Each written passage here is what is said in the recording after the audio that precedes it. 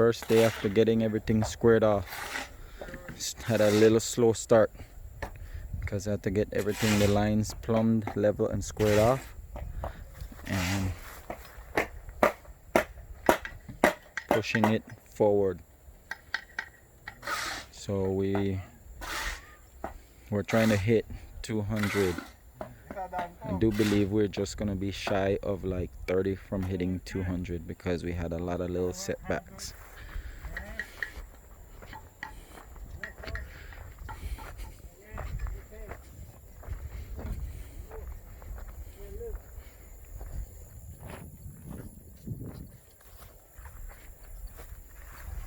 It's your door, window.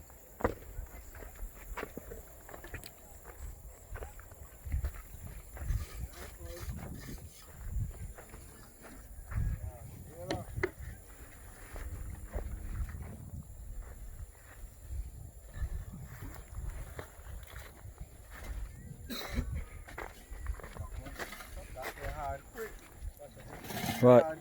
What? Yeah.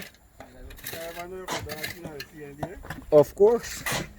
If you know how to mix the cement well, you could start sticking blocks and stand on it within 15 minutes if you know how to get the mixture right.